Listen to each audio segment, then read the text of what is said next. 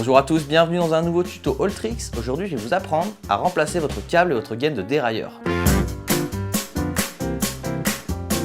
Pour cette opération, il va vous falloir un jeu de clé Allen ou une Torx 25 et il vous faudra également une pince coupe-gaine. Remplacer son câble et sa gaine de dérailleur fait partie des opérations de maintenance à effectuer régulièrement. Vous pouvez le faire par exemple tous les ans lors de votre révision annuelle. C'est important d'avoir un câble et une gaine de dérailleur en bon état car le bon fonctionnement du dérailleur est vraiment basé sur le fait que la gaine coulisse bien avec le câble. Si jamais vos vitesses ne passent pas bien, notamment si vous avez du mal à descendre vos vitesses, ça peut certainement venir de là. À l'intérieur de la gaine, le câble et la gaine sont lubrifiés l'un par rapport à l'autre et avec le temps, avec le frottement, avec l'utilisation, cette lubrification s'en va petit à petit, ce qui fait qu'on doit remplacer de temps en temps notre câble et notre gaine. C'est une opération indispensable mais très facile à faire et je vais vous montrer comment faire. Le tuto fonctionne aussi bien pour les passages internes que les passages externes et je vous donne même une petite astuce pour le passage interne. Petite précision également, je vous recommande si vous changez votre câble de changer votre gaine avec et vice versa. Un câble et une gaine neuve fonctionneront beaucoup mieux l'un avec l'autre. Pour commencer, on va défaire le câble du dérailleur. Pour ça, on coupe l'embout du câble, on le défait du dérailleur avec la vis de serrage. Ça va libérer le câble et on va pouvoir enlever le câble au shifter. Il est indispensable pour retirer le câble de se mettre sur la plus petite vitesse. Le fonctionnement est différent sur les SRAM et sur les Shimano. Sur les SRAM, retirez votre shifter. Vous allez voir maintenant que sur votre shifter, il y a un petit capot qui tient avec une vis. Retirez la vis, retirez le capot et vous aurez accès au câble.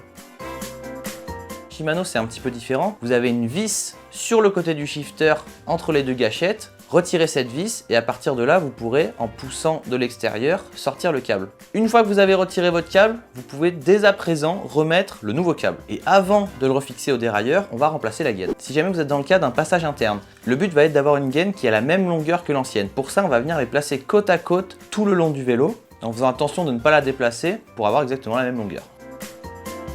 Dans le cas d'un passage externe, vous avez simplement à retirer vos gaines et à couper des bouts exactement de la même longueur. Petite astuce pour le passage interne, il existe des outils qui vous permettent d'accrocher une gaine avec l'autre et dans ce cas-là, vous aurez simplement à faire coulisser. Sinon, vous pouvez simplement scotcher l'ancienne gaine avec la nouvelle en faisant bien attention de faire un scotch qui est très fin pour pas qu'il vienne se coincer. Dans tous les cas, il faudra principalement pousser la nouvelle gaine et légèrement soulager l'ancienne pour ne pas arracher la liaison que vous avez fait. Une fois que c'est fait, on va faire passer le câble à travers cette gaine. Pensez bien à mettre des embouts de gaine aux extrémités de votre gaine. Ça permet de ne pas déformer la gaine quand on passe des vitesses et d'avoir un passage de vitesse beaucoup plus précis et d'éviter que la gaine s'use prématurément. Dans le cas d'un shifter SRAM, vous pouvez maintenant le remonter. Sur la vis de réglage du shifter, serrez-la à fond dans le sens des aiguilles d'une montre, puis desserrer de 3 tours pour avoir une marge de réglage au moment du réglage du dérailleur. Vous pouvez maintenant serrer votre câble sur le dérailleur de façon à ce qu'il soit quand même bien tendu. Je vais vous expliquer très rapidement comment régler votre dérailleur après un changement de shifter, mais si jamais vous voulez un réglage très précis, sachez qu'on a fait un tuto à ce sujet. Le principe de fonctionnement d'un dérailleur, c'est que lorsque l'on tend le câble, le dérailleur va monter et lorsque l'on détend le câble, il va descendre. C'est-à-dire que lorsqu'on veut monter une vitesse, si jamais la vitesse ne monte pas assez, c'est qu'on manque de tension et à l'inverse, lorsque l'on descend une vitesse, si la chaîne ne descend pas assez vite, ça veut dire qu'on a trop de tension. À partir de là, on va passer les vitesses de haut en bas plusieurs fois et faire un réglage. La vitesse ne monte pas assez,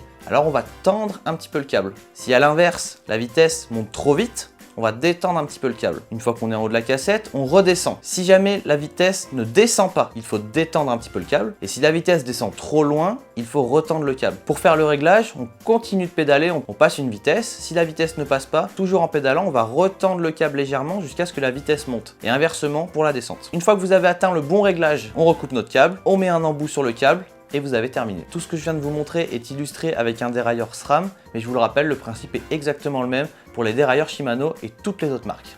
Bravo, vous savez maintenant remplacer votre câble et gaine de dérailleur. Si jamais vous voulez faire un réglage vraiment précis de votre dérailleur, on se retrouve sur le tuto Régler son dérailleur. À très bientôt.